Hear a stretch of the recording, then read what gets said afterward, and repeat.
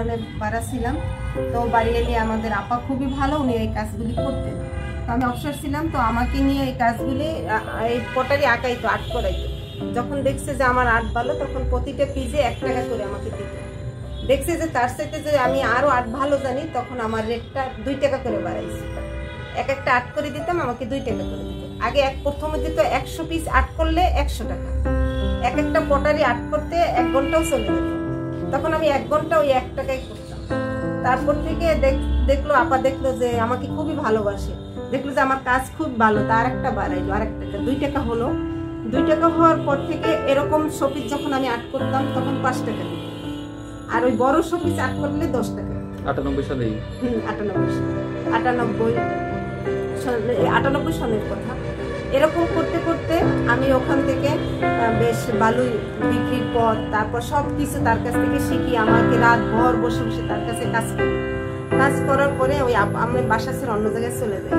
তো ওই ডিজাইনগুলি আমার মেমোরিতে, তারপরে ফটোকপি করা, সবকিছু। মাঝখানে থেমে গেল কেন কাজটা? মাঝখানে থেমে গেছে, আমি যখন এই কাজগুলি আমি বলি, ওই আপাটা মারা যায়। আমার ওই আপাটা ক্যান্সার হয়ে মারা যায়। সবাই দোয়া করবেন, আমিও তার জন্য দোয়া করি। আমি বাসা ছেড়ে আসার পরে আপাটা অনেক বছর পর ক্যান্সার হয়ে মারা যায়। তারপরে আমাকে একদিন গেছি দেখা করতে, অসুস্থতা, বলছে যে আমার কাজগুলি তুমি করতে পারবা, তুমি করো, ধরে রেখো আমার কাজটা। আমার মেয়েকেও বলছে। তারপর বলছে আপা ঠিক আছে, আমি আপনার কাজটা ধরে রাখবো, অবশ্যই দোয়া করবেন, আমিও আপনার জন্য দোয়া করবো।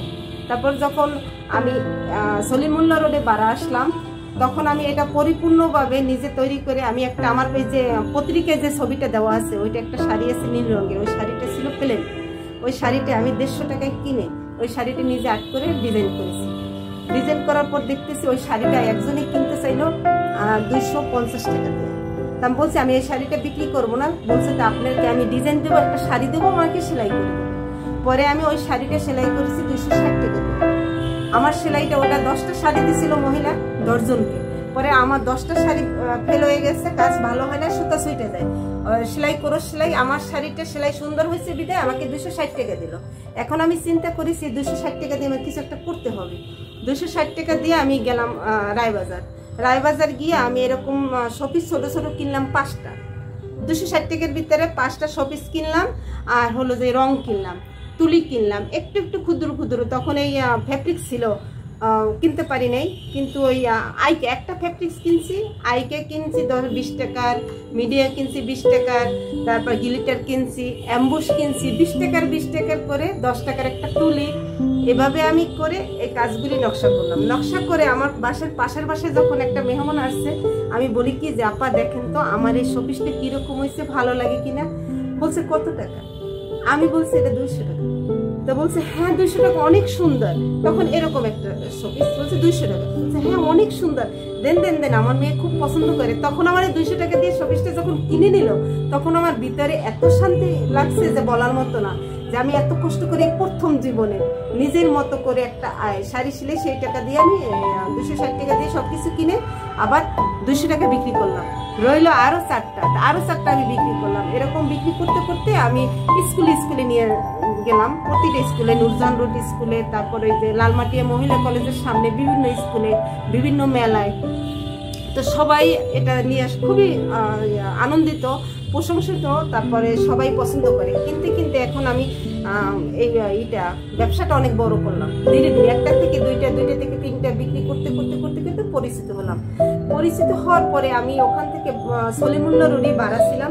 তো একটা সাংবাদিক ভাড়া থাকতো, সে দেখলো যে ভাবি এত কষ্ট করে, এত পরিশ্রম করে, এত সুন্দর নকশা করে আমাদের বাসার আনাসে কানাসে পড়ে আছে, তাহলে ভাবি আপনাকে পত্রিকায় দেব। তো পরে উনি আবার ক্যামেরা নিয়ে এসে আমার ছবি টবি নিয়ে পত্রিকায় দিল। যখন পত্রিকা দিল, তখন আমি ঘর থেকে বাইরে বেরিয়ে হইতে পারি না। মানে নায়িকেরা যেমন বাইরে বের হয়, অটোগ্রাফ চায়, কার্ড চায়, আমি স্কুলে যাই, রাস্তায় যাই, যেখানে যাই, লঞ্চে যাই, সবাই বলে এই বরগুনা জেলার কুটির শিল্পী খাদিজা আপা না, আপনি বরগুনা জেলার কুটির শিল্পী খাদিজা আপা না। এরকম করতে করতে আমার কার্ড ছিল না, টাকা ছিল না, কিছু না, শুধু মুখে জবাবদিহি করছি। আর একটা বাটন ফোন ছিল, 900 টাকা কিনছিলাম, ওই বাটন ফোনের নাম্বারটা দিয়েছিলাম। তো এরপর থেকে যখন দেখা যায় বিদেশিরা আসতো, ফরেনাররা আসতো, তারপরে তারা আমার সাথে কথা বলতো, আমার মাল বাসা থেকে কিনে নিত। আমার দোকান ছিল না, কিছু ছিল না, ছোট্ট একটা সাইনবোর্ড রেখে সুমাইয়া আফরিন গিফট কর্নার করে দরজার সামনে বাসার সামনে রাখতাম, যদি ওই যারা পরিচিত থাকতো তারা কিনে নিত।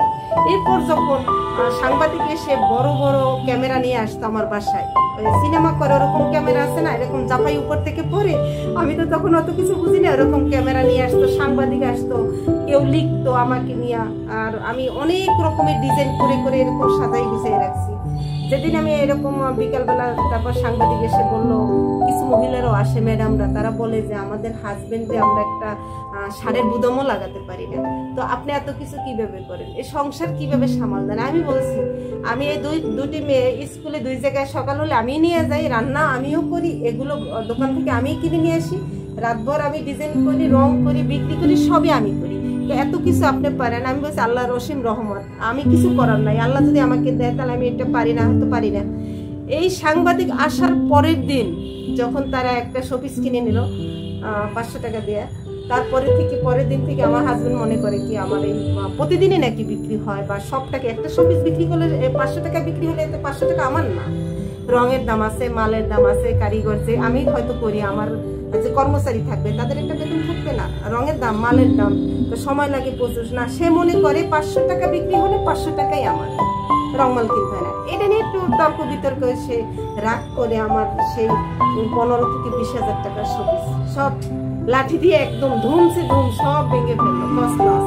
পরে এটা নিয়ে আমি অনেক কষ্ট করে এটা বড় করছি, একটু একটু করে বড় করছি, সন্তানের মতো, বাচ্চা যেমন লালন পালন করে তেমনি আমি বুকে আগলে রেখে, এটা মাটির, এটা করতে গেলে অনেক সতর্ক থাকা লাগে, কিন্তু আমি এত বছর ধরে করি, আমার হাত থেকে একটা শোপিস করে বানিয়ে আজ পর্যন্ত না একটু আঘাত পাই।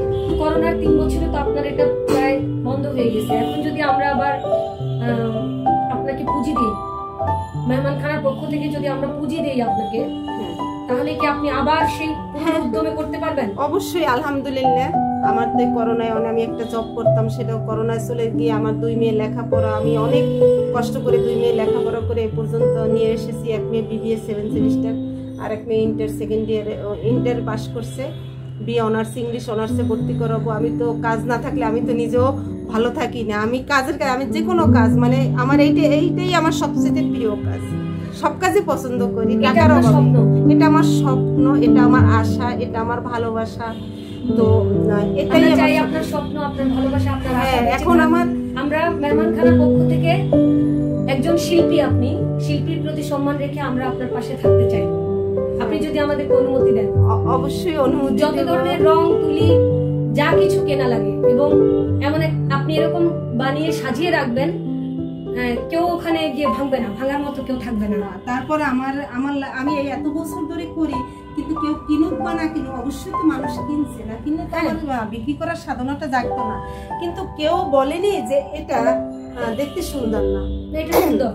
এটা 1998-99 সালে আমার এক গুলশানে এক ব্যক্তি আমাকে বলছিল যে আপনি আমার কাছে বিক্রি হবে, আমাকে না, আমার কাজগুলো বিক্রি করে দেন, 20 লাখ টাকা দেন।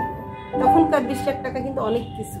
আমি যখন স্কুলে নিয়ে যেতাম একটা শোপিস, এতিম বাচ্চা কান্নাকাটি করতো, টাকা নাই মার হাতে, বলতো আম্মু এই শোপিসটা আমার পছন্দ হয়েছে, একটু কিনে দাও। বলছে যা, তোর বাবা নাই, খেতে দিতে পারি না, এটা কিনে দেবো। তখন বাচ্চাটার চোখে পানি পড়ে, আমি বলছি আপা নেন, নিয়ে যান, আমি নিজেই করি, টাকা লাগবো না, নিয়ে যান। এই যে আমার একটা ভাষণা, এই যে আমার সাধনা, এই যে অনুপ্রেরণা, এই যে আমার মনের একটা শান্তি, প্রশান্তি আসে যে আমি দিতে পারছি, এটা আমি ওই 20 লাখ টাকা যদি বিক্রি করতাম আমি পারতাম না।